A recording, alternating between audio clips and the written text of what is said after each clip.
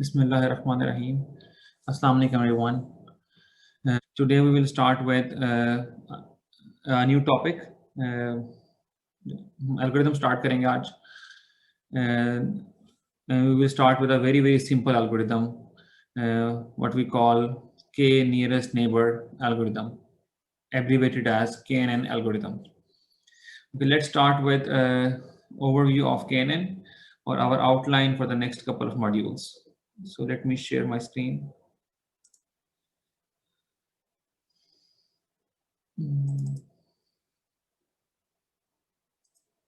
Yeah. So in the next couple of modules, we will talk about KNN algorithm. So we will start with overview of KNN algorithm.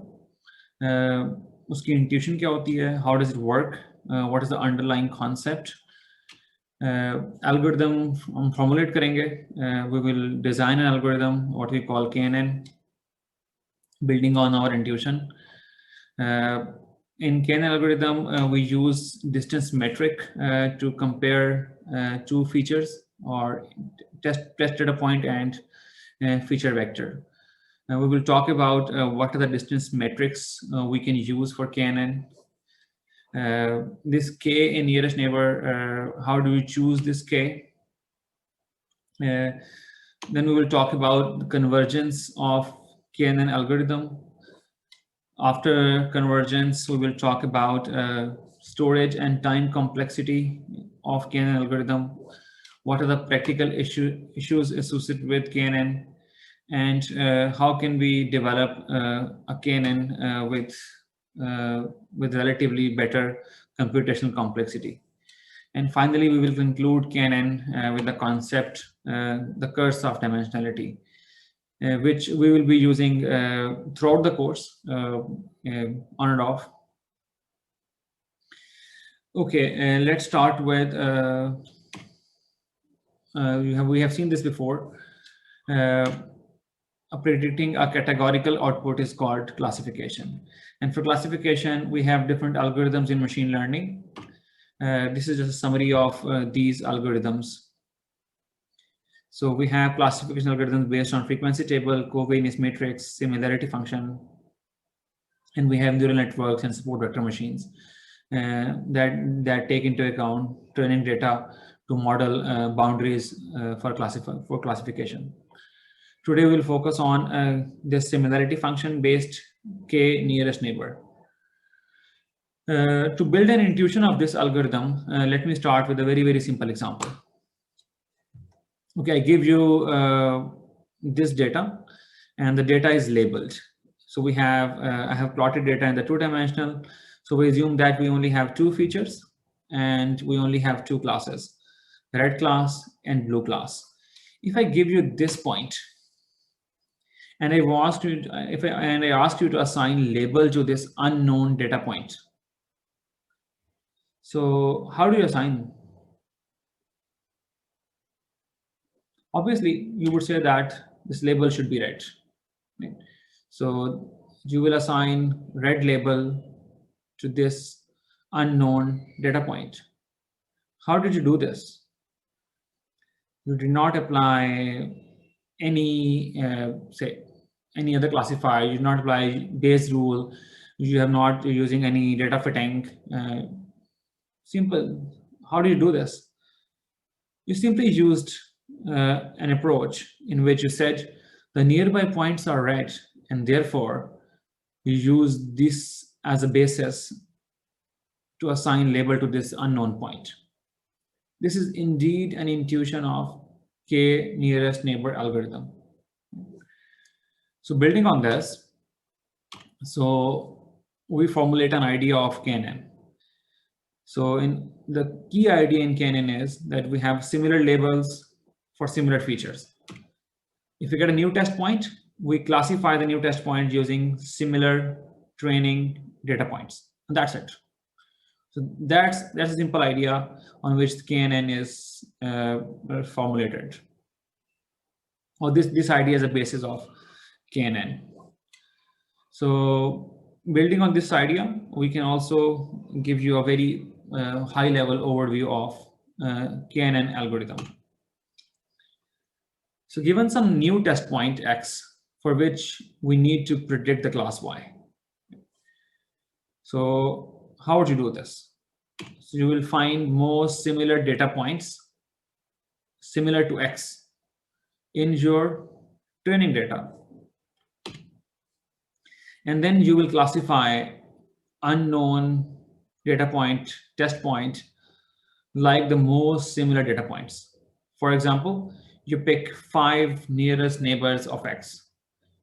And among the 5 nearest neighbors, you would say 4 has one label and 1 has an other label of other class.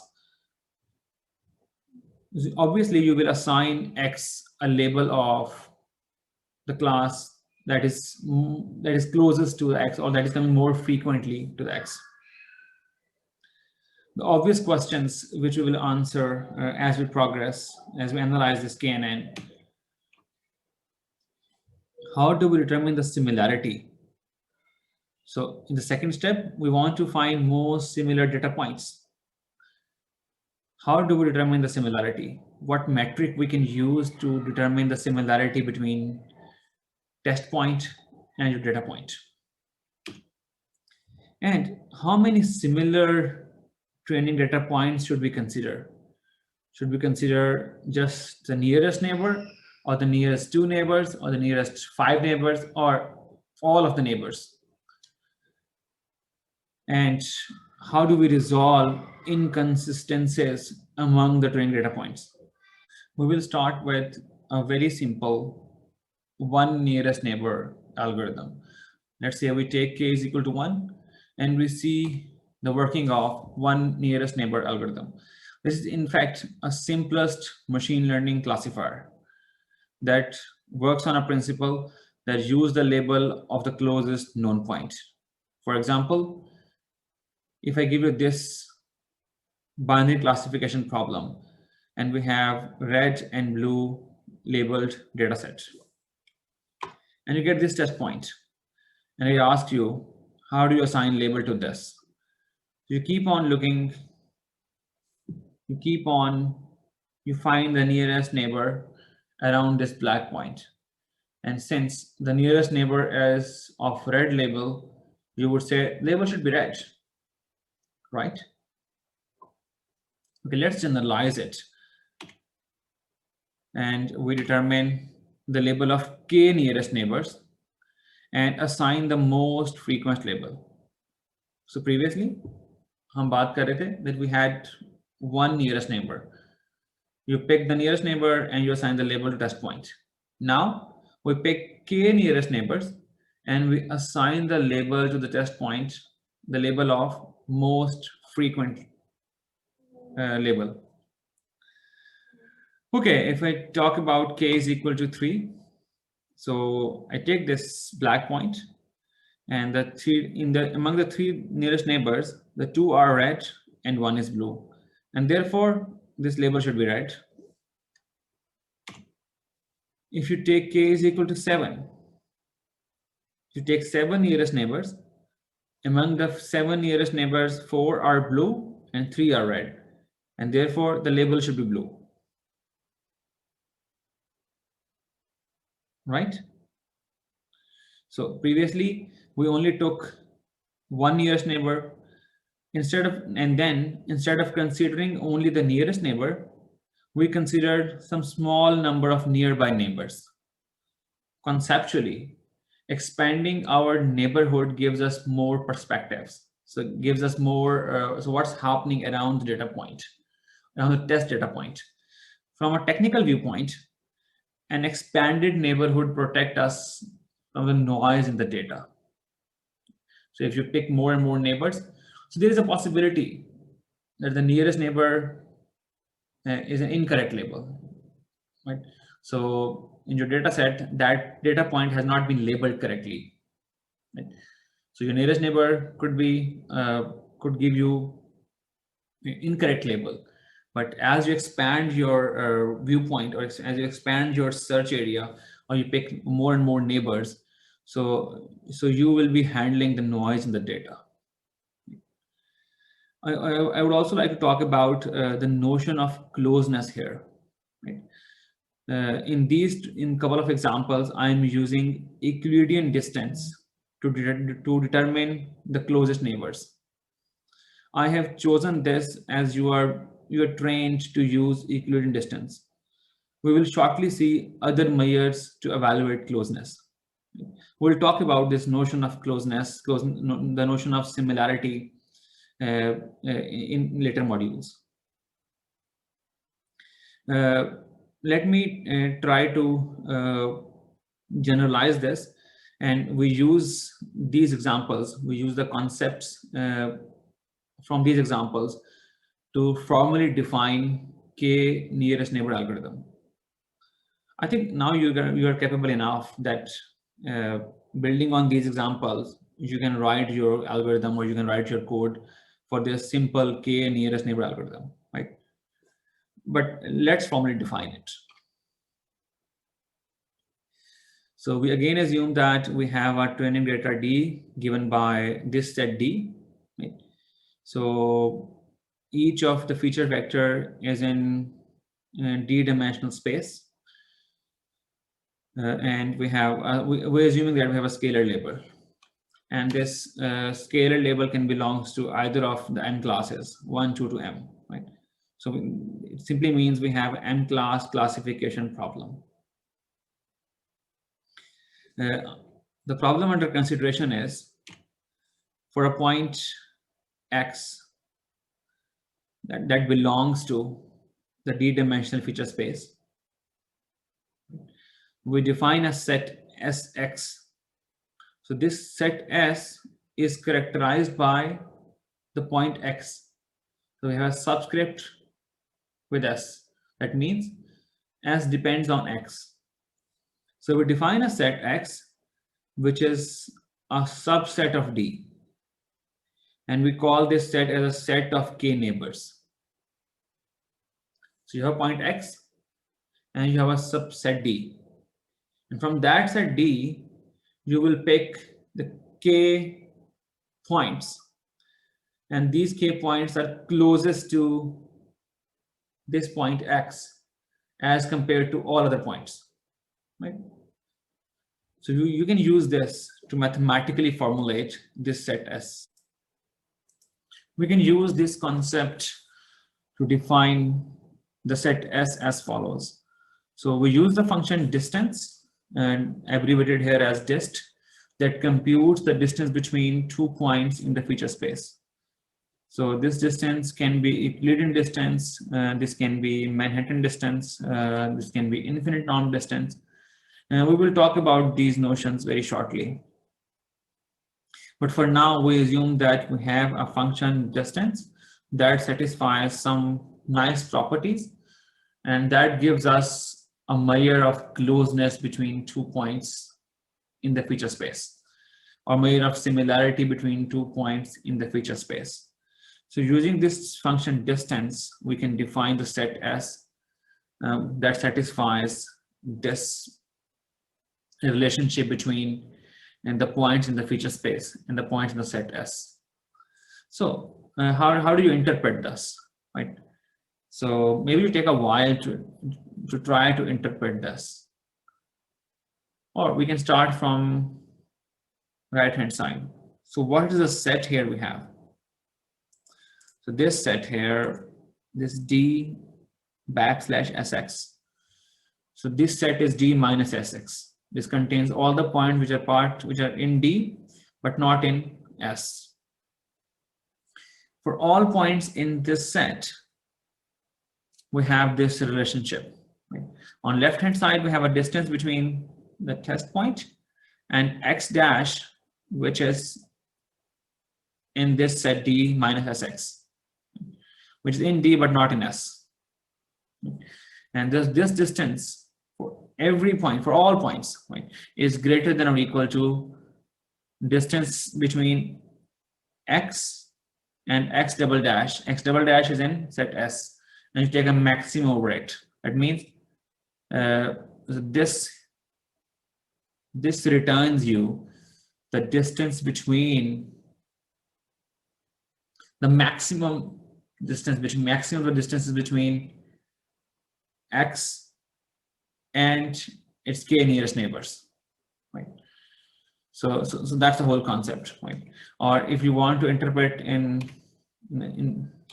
we can say that every point in D, but not in S, is at least as far away from X as the furthest point in S, right? So this maximum, this gives you distance to the furthest point in S. I hope this is clear now. Okay, so now we have this set S. How can we use this set to find or to assign label to X? How did we do this before? Right? What was the idea?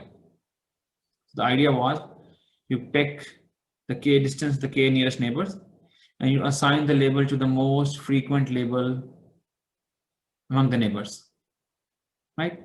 Okay, let's formalize this concept.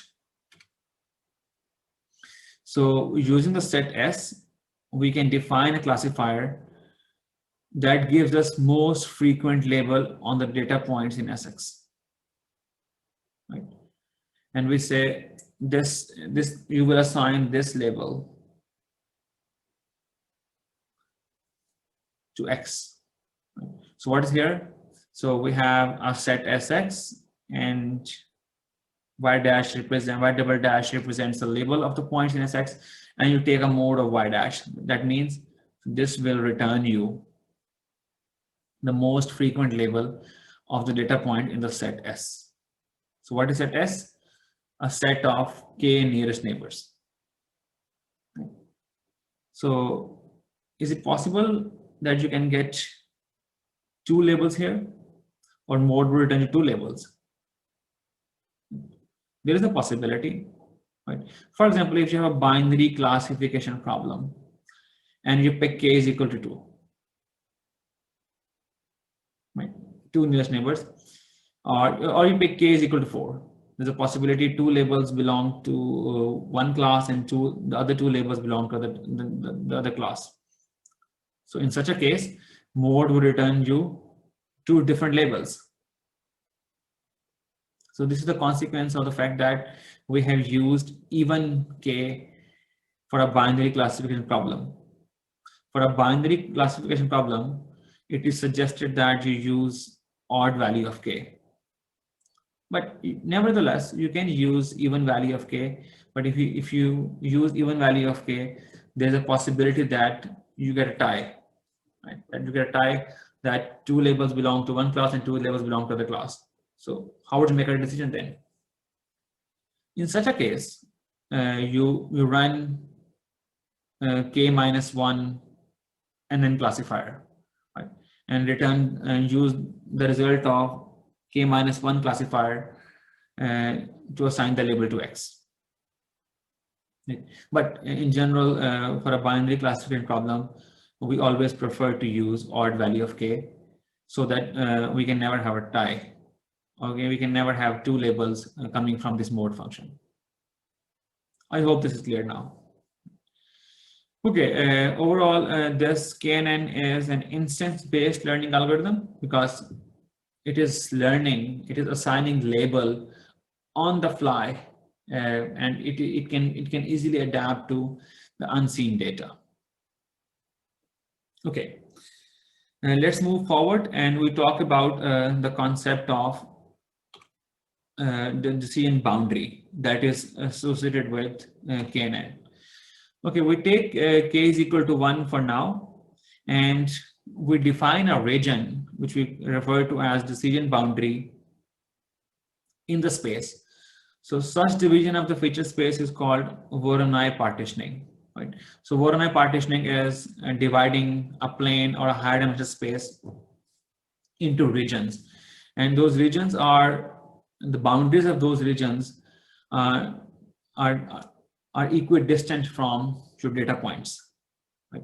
That means mathematically we can define a region Ri associated with the feature point Xi as all the points in the neighborhood I'm defining a boundary, right?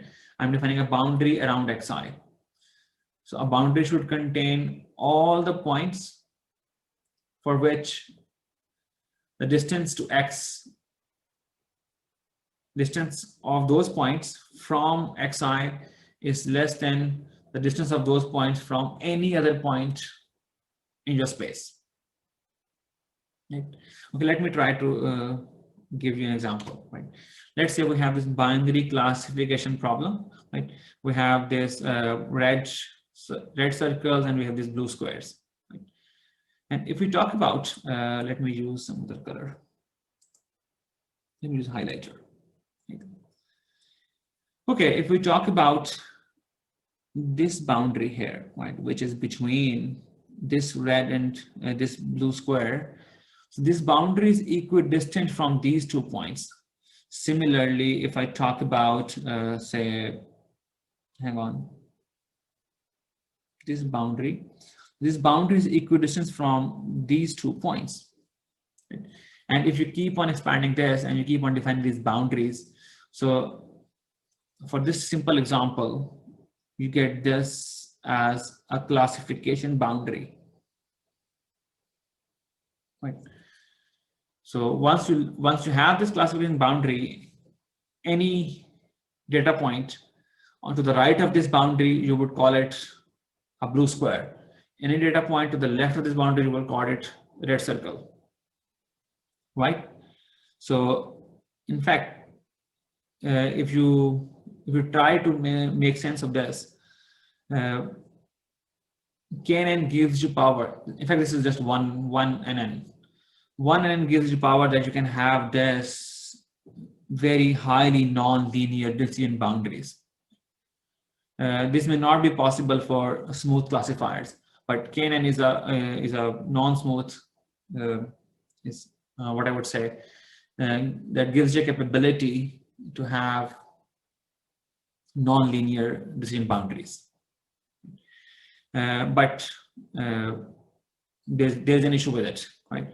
For example, if one of the point on the left hand side, one of the red circle is not labeled correctly, right? So for example, this red label is this red circle is labeled as, for example, this one. So this is labeled as blue square. So a single noisy point or single data point incorrect with incorrect label can change the decision boundary drastically, or can lead to have multiple decision boundaries. Right? For example, if this is if this point represents a blue square, then you could have something like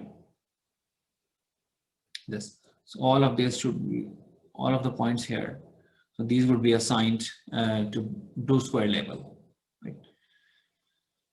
So what's the solution of this?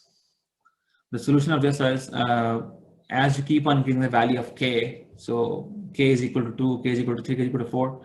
So you kind of overcome the effect of this incorrect labeling, or you try to handle the noise as you increase the value of k. So let me illustrate you with the help of one demonstration. But before we talk about the demonstration, I finally note here that classification boundary changes with the change in k and the distance metric. Obviously, if you have these are the boundaries for 1n. If you use 2n, you will get different boundaries. And if you use this different distance metric, here I have used equilibrium distance to define these boundaries. But if you use some other distance metric as a notion of closeness, or to measure closeness, you will get different boundaries. Okay, let me give you one demonstration that we'll see how the boundary of a classifier changes as we change k. Okay, so there is we have a demonstration of KNN. So we have binary classification problem. So we have these green points as one class and these red points as other class. If you see, when I take k is equal to 1, so we have these green regions inside this red region, right? And this is the decision boundary which I plotted here in the solid line. That is in fact for large value of k, or the actual decision boundary, right? Okay, so what I'm going to do, I will be taking different values of k, and I will see how these regions would vanish. So why are we getting these regions? So these are one of my partitions. This green region is because of this green point, and we have this green region because of these green points. So either these green points have been pushed to the red region due to noise, or these have been labeled incorrectly. Right? So let's say we take k is equal to, say, I take k is equal to 5. So you see that when I take k is equal to 5, so this green region has vanished. And this is due to the fact that when you take k is equal to 5, so there are no 5 nearest neighbors around this point. We only have a single point here. But here we have a cluster of green points. And you still get these regions here. But if I further increase the value of k, say I take k is equal to, say, 15, it will take a while to update. Yeah, now you have this. Now in the decision boundary, if you take this boundary, you don't get effect of these green points or the points which have not been labeled correctly. If I further increase k, say I take k is equal to, say, 31.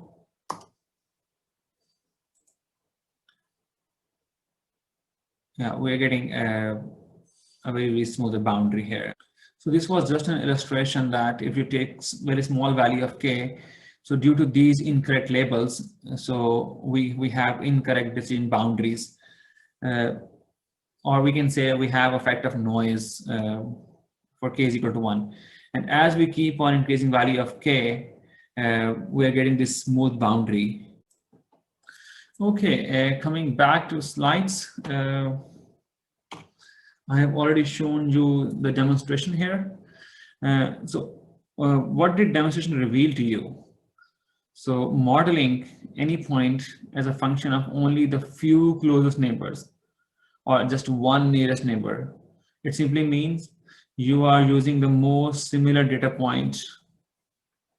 It allows you, it gives us high flexibility, right? That means we're only utilizing the features of the closest data points, but not the ones that are farther apart. And due to which we have low bias, but high variance. Including more neighbors results in less flexibility.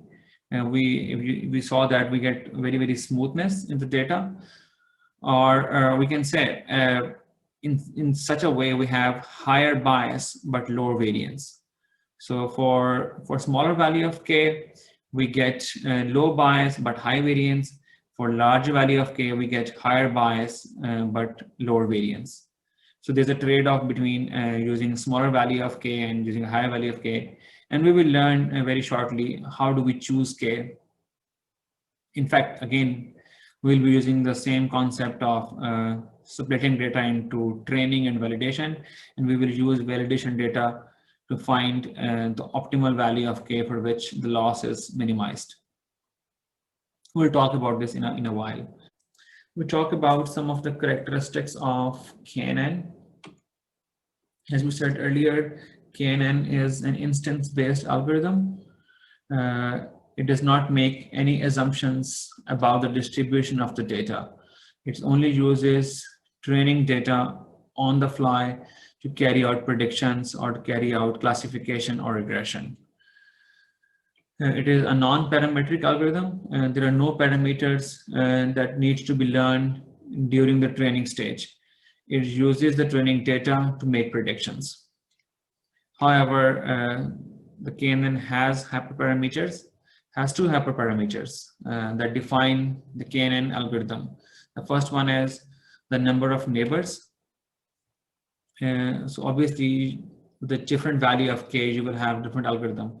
If you take 3 neighbors, you will get different predictions. And if you take k is equal to 11 or k is equal to 13, you will get different predictions. Another hyperparameter that define KNN is the distance metric, which we can use to quantify similarity between points in the feature space. If you choose a different distance metric, you will get different KNN. We have seen that the KNN is highly flexible. It enables us to have nonlinear, highly nonlinear decision boundaries, and that separates the data in the space. It is very simple, yet it is very powerful. We will see in the next module or in the next couple of modules that the time and storage of prediction increases with the size of training data in KNN. So the complexity, both time and storage, increases with the size of the data, because in KNN there is no learning, right? All of the decision, all of the predictions, all of the computation needs to take place during the time of predictions. You get a test point, you compute distance from all the points in the training data, you sort training data, and you find the first k nearest neighbors and determine the most frequent label of the k nearest neighbors, and use that label to assign to unknown test data. So all of this is happening during the prediction stage. So there is no learning, and therefore the complexity, both time and storage, increases the size of the data, because you need to store all the data to make predictions. Furthermore, we also note that KNN can also be used for regression. We have been talking about classification. Nevertheless, KNN can also be used for regression. For example, you pick the k nearest neighbors, and you want to find the value. You want to find value on a continuous scale. That value can be simply given by average value of the k nearest neighbors, or average value of the labels of k nearest neighbors, or it could be distance weighted. In fact, inverse distance weighted average of the labels of k nearest neighbors. Okay, the message here is that KNN can also be used for regression. In fact, it is also used for regression. For example, a simple weighted average would be given by this very simple relationship. It says y is equal to 1 over k yi. And so what are yi's? Yi's are the labels of the points in the set S, where we note that S is the point, S contains the data points in from D, which are closest to the test point X. So the k closest points in D from SX, and from SX we choose the labels and we take a weighted average or a simple average of these labels to determine the value. And there are some practical issues with KNN as well. Let's talk about those practical issues. We have talked about this earlier. For binary classification problem, we encourage you to use odd value of k. Why? Because to avoid tie, right? So if you use even value of k and you have binary classification, there's a possibility that you can get tie. Okay, in case you get a tie, either you use prior information, or you use, for example, you use 1 minus k minus 1 and then classifier to make a decision. So आपने KNN run किया and you get a tie. So your way forward would be you use k minus 1 NNN to make a decision. Or you can use 1 NN classifier or k minus 1 classifier to decide. In KNN, there's a possibility when you encounter missing values in the data, because you need to compute the distance to nearest neighbors. If there are missing values, you cannot compute distance. To handle missing values in the data, the usual approach would be that you assign average value of the feature, average value across that column for the missing value. So this concludes the overview of k nearest neighbor algorithm. In the next module, we'll talk about the different distance metrics we can use. We'll talk about how do we choose K. We will talk about computational complexity and storage complexity of KNN. And there are some other topics like curves of dimensionality that is associated with KNN. For now, we stop here and we'll continue in the next module. Thank you very much.